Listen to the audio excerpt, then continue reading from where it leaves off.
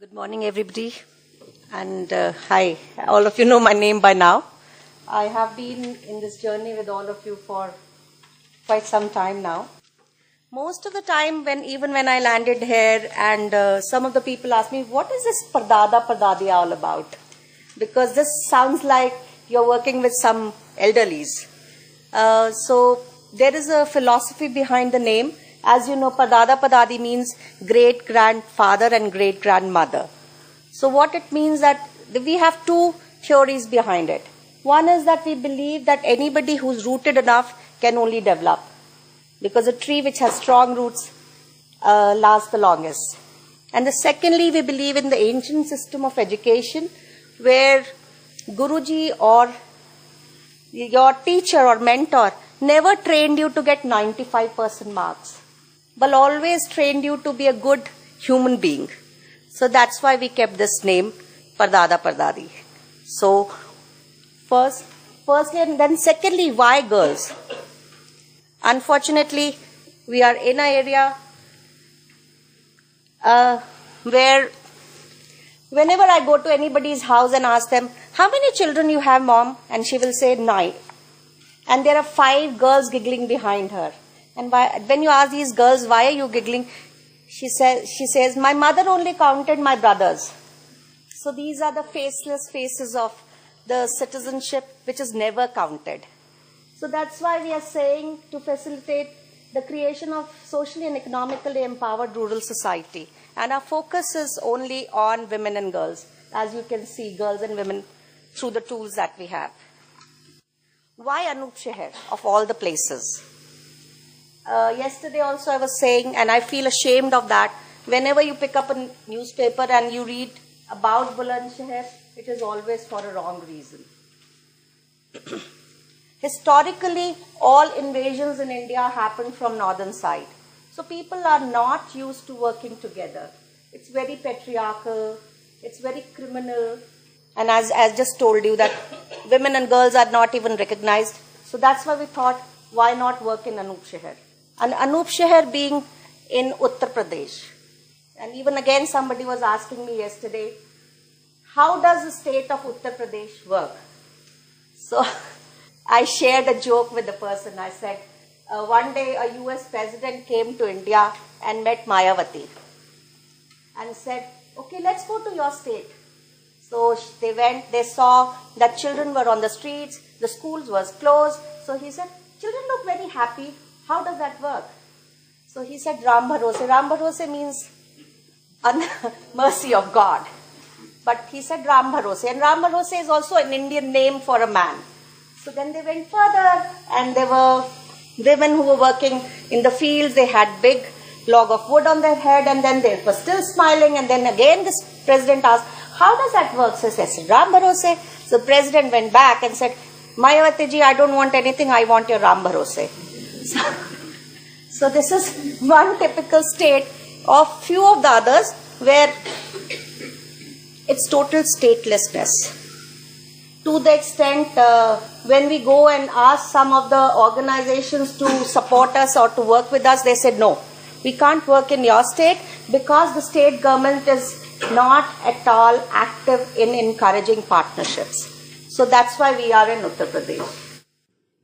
Okay, and another, just I don't want to take you through all this, but only 45% of the girls are enrolled in the schools.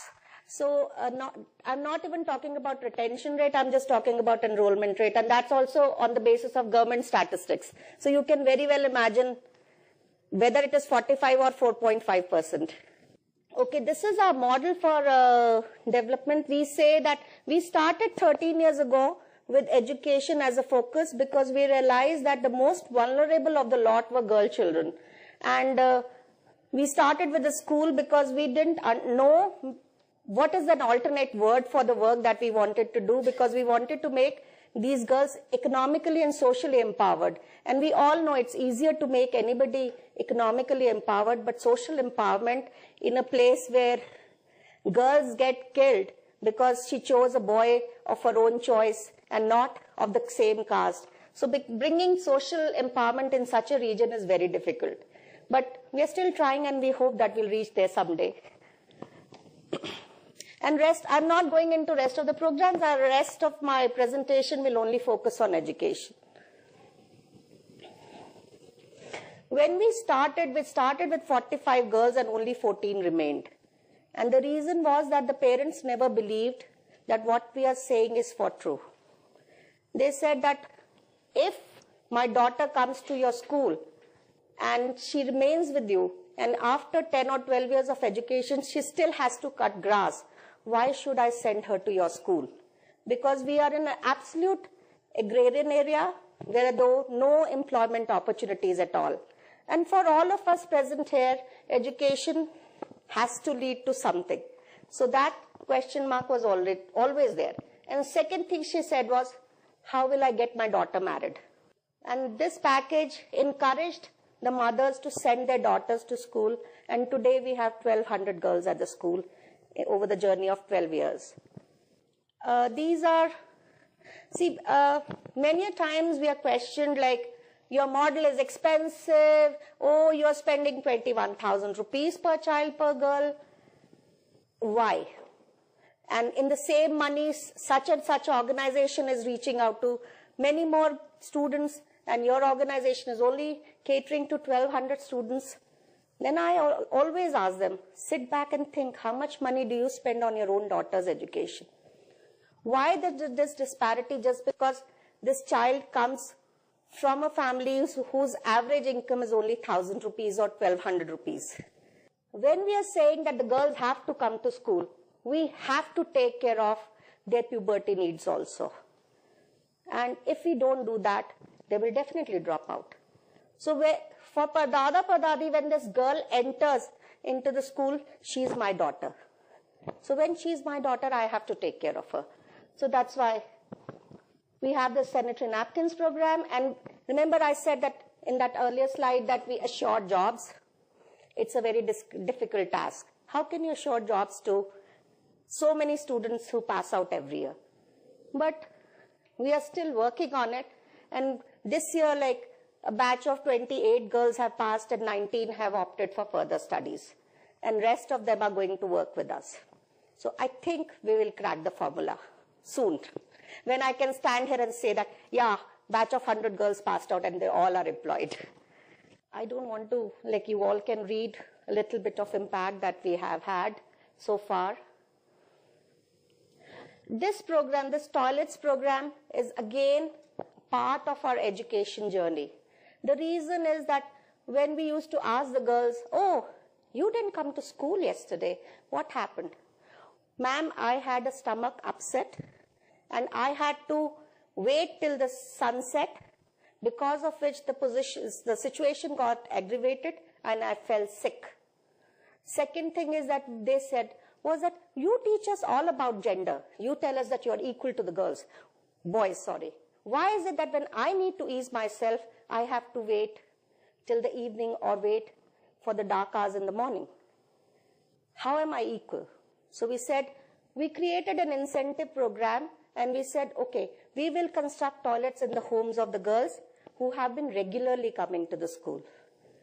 Similarly, we have a program where we provide solar lights, lamps, because UP and electricity don't go hand in hand.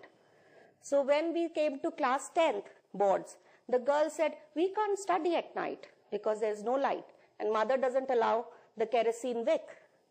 So we said, how do you solve the situation? We said, okay, any home where the children have 70% attendance on the monthly basis will be given a solar light.